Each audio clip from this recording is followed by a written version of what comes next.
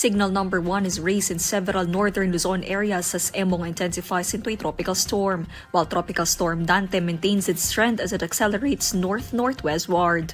Based on its 5 p.m. weather bulletin on Wednesday, July 23, Pag-asa says Emong was last spotted at 150 kilometers west of Laoag City, Ilocos Norte.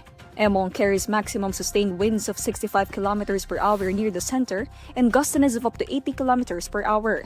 Emong is moving southwestward at 20 kilometers per hour. Signal number 1 is raised in some areas of Luzon due to Emong. These areas are Ilocos Norte, Ilocos Sur, La Union, the northern and western portions of Pangasinan, Apayao, Abra, and Benguet.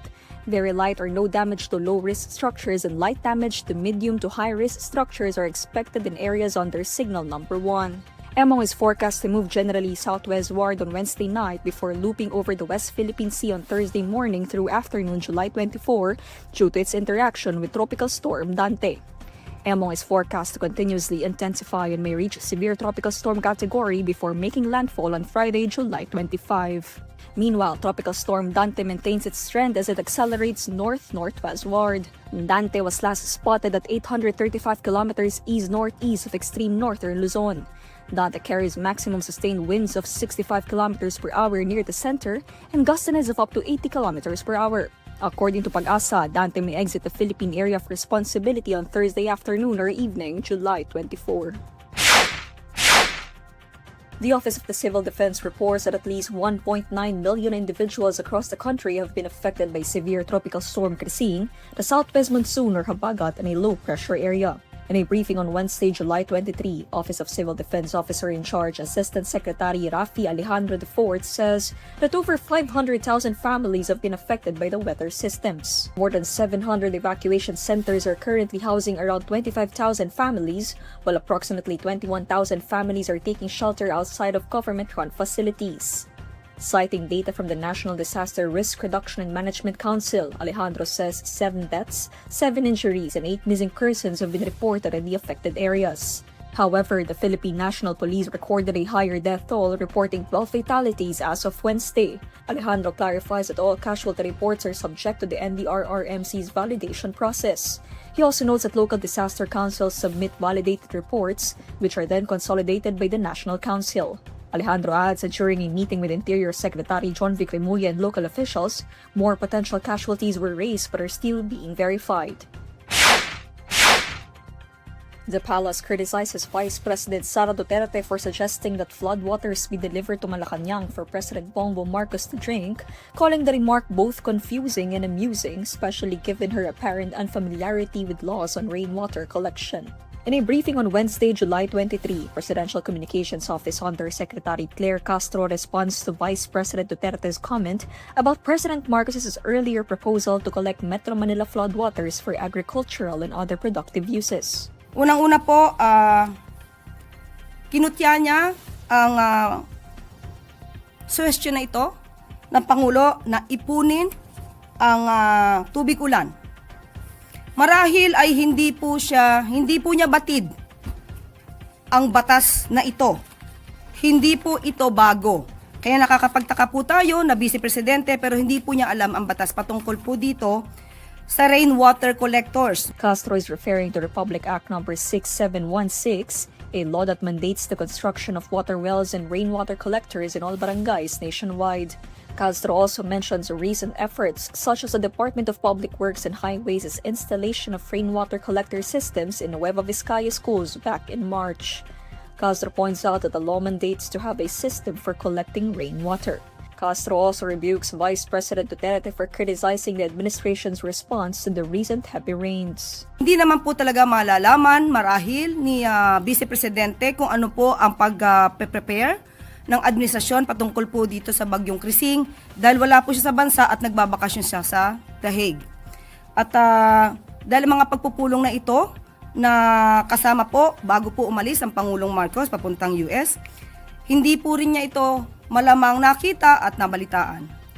At muli, wala po ang kanyang presensya sa Pilipinas para husgahan kung ano man ang naging trabaho ng Pangulo at ng administrasyon at ng mga concerned agencies patungkol po dito sa bagyong Crising. Vice President Duterte is currently in The Hague, Netherlands to visit her father, former President Rodrigo Duterte, who is detained by the International Criminal Court for alleged crimes against humanity linked to his administration's war on drugs.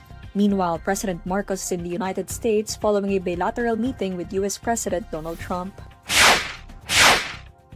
Amid a backlash on the Department of the Interior and local government's messaging approach, Vice President Sara Duterte emphasizes that a government department is separate as an institution from its head and must therefore maintain professionalism, especially when delivering information to the public. In an interview at The Hague, Netherlands, Vice President Duterte was asked to share her thoughts about the DILG's supposedly meme-like style of disseminating vital information to the public like class and government work suspensions. Vice President Duterte says she was initially surprised when told about the DILG's posts. She adds that she checked if the post really came from the agency's official account or if it had been hacked. Duterte then compares the DILG's case to the Office of the Vice President, which she says she respects as an institution separate from herself as Vice President. Tulad lang din yan noong sa Office of the Vice President. Merong Vice President at merong Office of the Vice President. Iba yung institusyon, iba yung tao. Yes. Okay? Kaya kami merong spokesperson for the Office of the Vice President kasi yung institusyon, meron silang mga ginagawa na trabaho, may projects, may service, may serbisyo, at merong bosses yung Office of the Vice President. So, kapag nandun ka, makikita mo, very professional yan sila. Pero pagdating naman sa Vice President, ako, yung tao, iba din yung boses ko. So, kung galing yan sa DILG official account, and they have to be professional. Correct. Hindi ko sinasabing hindi pwede maging professional ang pero the person can express, has the freedom of expression. An institution does not have the freedom of expression. The DILG was criticized by their supposedly casual way of posting announcements on class and work suspensions due to heavy rains brought by the southwest monsoon. Meanwhile, Interior Secretary John Vic Remulla then doubles down on the DILG's approach, stating that it was his own way of communicating and that he will not change it.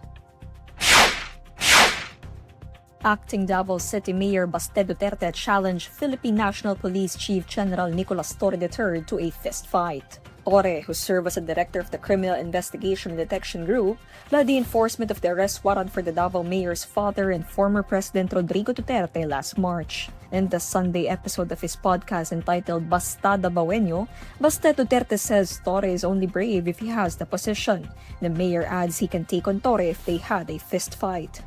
In an interview on Wednesday, July 23, Torre responds to Baste Duterte's challenge, proposing to make the fight a charity event to raise funds for people affected by the onslaught of the southwest monsoon, or locally known as Habagat. Torre even humorously suggests having Filipino boxing legend Manny Pacquiao be the referee in their proposed match. This is not the first time the Davao mayor and the PNP chief traded punches. Torre, who was then a major general, was appointed to be PNP chief last June, which also promoted him to the rank of general. Duterte said Torre's promotion was not based on merit and had the police officer jump up several ranks to get the job. In response, Torre pointed out that former President Duterte appointed former Davao top cop, now Senator Bato de la Rosa, who was then a brigadier general, to be the PNP chief in 2016. A couple pushed through with their wedding despite floods at the Barasoain Church in Bulacan. On Tuesday, July 22, J. Drake Verdillo and Jamaica Aguilar were determined to walk down the aisle on their wedding day, even if it meant walking down a flooded one. The Barasoain Church in Malolos, Bulacan was flooded due to heavy rains brought by the southwest monsoon, locally known as Habagat. The non-stop rains, which began over the weekend, caused widespread flooding in the area.